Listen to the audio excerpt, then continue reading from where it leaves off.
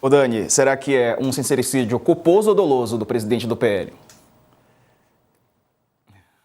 Ai, eu não vou tentar fazer um exercício de invadir a mente de Valdemar da Costa Neto, porque certamente eu falharia miseravelmente nessa missão. Mas assim, Sarza, do que a gente pode tratar? Do produto final. O produto final foi tão ruim, o incômodo foi tão grande que o Valdemar foi desfazer o que havia dito e falar que foi mal interpretado, né? Ou que a imprensa, né, de novo, sempre essa malvada, né, estava ali dando uma visão distorcida a partir do que ele falou, embora o vídeo seja bem claro, né? O vídeo seja bem claro, ele estava num evento público, transmitido, e o vídeo é bem claro. O fato é que o produto foi muito ruim. E muito ruim em que momento? Num momento em que, vamos juntar todas as pontas agora para quem está com a gente, né? A anistia ampla, geral e restrita, por mais que os aliados mais ferrenhos, a ala mais ferrenha do bolsonarismo dentro do PL diga que, ó, tá garantido, se botar passa, a gente mostrou aqui por A mais B, conversando com gente da base de Bolsonaro, que... Uai, gente do céu. Ué, vou voltar. A gente está te ouvindo, mas não está te vendo. Voltou. Pronto, voltei. A gente mostrou aqui, ouvindo gente da base de Bolsonaro, que tá dividida. Eles estão divididos, eles não sabem qual é na verdade, eles têm uma percepção, uma ala importante, de que esse caminho não vai dar certo, anistia ampla, geral e restrita. E aí, quando o Bolsonaro está perdendo um pouco o controle desses fios de organizar esse discurso, porque está em prisão domiciliar, o Valdemar me dá uma dessa, fica pior ainda. O fato é, a gente vai falar disso já, né? Mas o ex-presidente está tentando, na justiça, como precisa ser, e está fazendo corretamente, né? A autorização para receber visitas. Né? O Tarcísio quer ir ver o Bolsonaro amanhã e o Bolsonaro quer dirigentes, líderes políticos da centro-direita, da direita, autorizados a irem até a casa dele. Para quê? Para reorganizar os flancos de batalha. O ex-presidente precisa retomar o controle do que está sendo dito e vai tentar fazer isso mesmo em prisão domiciliar. É isso, Dani. Bom, não sei se você já trouxe, Dani, a sua coluna sobre os ataques aos ministros do Supremo. Não, né? Se quiser arrematar, que eu sei que você tem horário daqui a pouco. Sarza, hoje a gente escrevi longamente um pouco sobre um relato que o ministro Flávio Dino fez, né, para um colega ao fazer uma espécie de balanço do julgamento. Na sexta-feira, né, Flávio Dino disse, olha, o volume de ameaças explodiu. Eu tive acesso, Sarza, há um tempo, a um material muito extenso que registra qual é o grau de tensão e de violência mesmo, ainda que retórica, que cerca os ministros do Supremo Tribunal Federal. Os 11. Por óbvio, o ministro Alexandre de Moraes é o mais ameaçado. Flávio Dino hoje tem a segunda posição. Eu refleti muito sobre como trazer esse material e optei por fazê-lo de uma forma mais sintética, porque, infelizmente, Sarza e Sakamoto, às vezes, ao relatar o que acontece, ou ideias horrorosas, teses horrorosas, crimes mesmo, se acaba dando ideia para gente de mesma laia. Para vocês terem uma ideia, hoje o Supremo tem uma sala segura, uma espécie de sala cofre, que é utilizada inclusive para explodir pacotes que chegam e tem conteúdo duvidoso.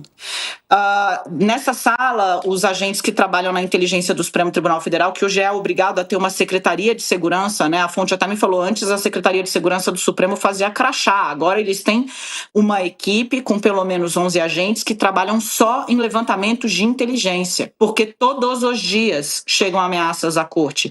Mas quando você tem eventos relacionados ao ex-presidente, seus aliados mais próximos ou algum embate com os Estados Unidos, o número de ameaças explode. Nessa sala já foram encontrados simulacros de explosivos, pacotes com fezes, porque sim, as pessoas se dão o trabalho de fazer isso, enviar isso para a Suprema Corte.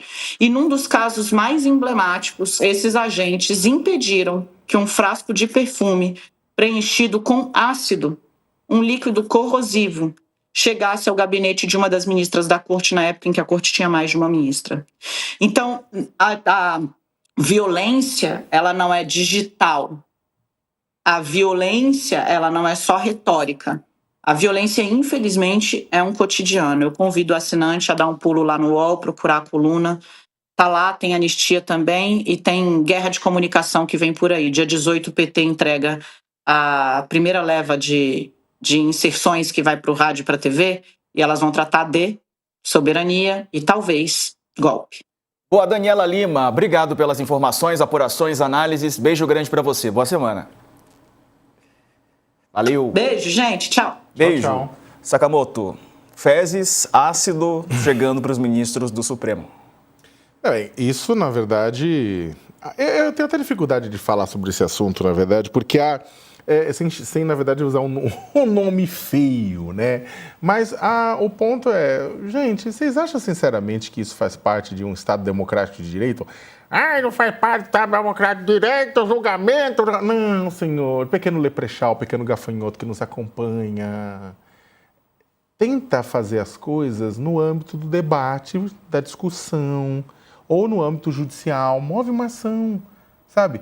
Discute, faz um texto argumentativo, não jogando perdigoto na tela do computador como se você fosse um gatinho com cãibra, sabe?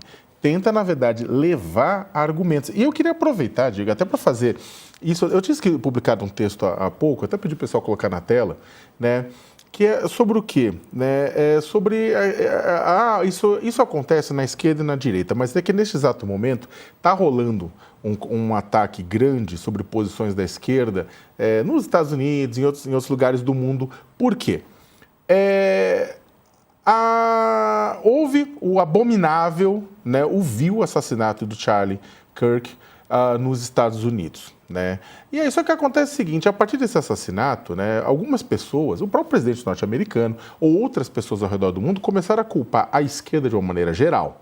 Isso é tão bizarro quanto falar que a direita no Brasil inteira, todo mundo que vota na direita é culpado pelo assassinato de Marielle Franco em 2018. Né? Concorda que é bizarro? É bizarro. Então, só que por que o outro fala? Por que você fala, a esquerda é culpada, a esquerda é culpada, e não fala, a direita é culpada pelo assassinato de Marielle Franco? Não, então, entendeu? Não dá para generalizar. Mas o pessoal está generalizando por quê? Porque está transformando essa situação num campo de batalha. Está usando isso para esgarçar ainda mais. Eu, por exemplo, vou colocar 3 casos rapidamente. Eu sou terminantemente contra comemorar a morte de qualquer pessoa. Né? Eu, bem pelo contrário, quando morria alguns próceres da ditadura militar, eu lamentava nos textos. Então, quando Erasmo Dias morreu, eu lamentei. Eu lamentei por quê? Porque a gente perdeu a oportunidade de que a pessoa fosse processada, julgada, punida e pagasse pelos seus crimes. Eu acho que golpista, racista, qualquer bandido, não importa o tipo de crime que cometa, não pode morrer, tem que pagar pelos seus crimes. Né? Afinal de contas, isso aqui não é barbárie, não. Né? Então, agora, também da mesma forma, é um absurdo sem tamanho, a gente vê casos como aconteceu, como foi noticiado pelo nosso colega Carlos Madeiro, do pessoal, teve aquele caso daquele médico brasileiro que de uma forma totalmente bizarra, mas fez celebrou a morte do Kirk, e aí o pessoal está ameaçando de morte agora os filhos dele.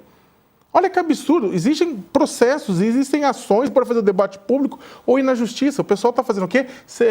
Ameaçando de morte a família dele. Na verdade, quando você ameaça de morte a família dele, você não está celebrando a memória do Kirk, você está celebrando o assassino, porque você está copiando os métodos dele. No final das contas, é calar através da violência.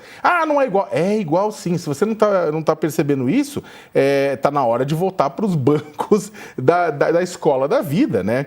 Esse processo de desumanização do outro, da aniquilação do outro, da destruição de pontos, da glorificação de violência, não leva a nada, só não vai nos afastando cada vez mais de uma vida minimamente sociável. A gente teve também um caso, né, que foi que o deputado Gustavo Gayer, né, um deputado federal, né, ele posta nas redes sociais pedindo para o secretário Marco Rubio deportar o ator e diretor Wagner Moura, que inclusive, parabéns, Wagner, acabou de ser indicado o agente secreto para concorrer pelo Brasil para o Oscar, né, mostrando a excelência do trabalho dele. O que acontece? O Gayer pede para o secretário Rubio fazer o quê? Olha, deporta ele, porque ele critica os Estados Unidos. Logo o Gayer, que fica debatendo liberdade de expressão, falando, tem que ter liberdade de expressão para os seus, né? Liberdade de expressão para os seus, né? Não para todo mundo, né? Só para quem ele interessa. Na USP a gente tem visto, nos últimos tempos, invasões por parte de jovens, de grupo de jovens, né? Tentando, rasgando cartazes, provocando confusões com os estudantes. Para quê? Para depois gravar vídeos das reações e postar na rede e falar, olha como a esquerda é violenta. Até o próprio diretor da faculdade de Filosofia, Letras e Ciências Humanas, a reitoria da USP, todo mundo está tentando evitar esse tipo de invasões e punir esses responsáveis que chegaram a morder um aluno, né? Então, no final das contas, o que acontece? Eu estou querendo dizer com isso que a esquerda é bonzinha, a direita é malvada, a direita é bonzinha, a esquerda é malvada. Não estou querendo falar nada disso. Eu estou querendo dizer que é o seguinte, neste caso específico da morte abominável e vil do Kirk, as pessoas estão usando em muitos lugares para generalizar uma violência, né, que não deveria estar acontecendo. E líderes políticos, eu termino dessa forma, líderes políticos que deveriam estar fazendo o quê? Usando a sua voz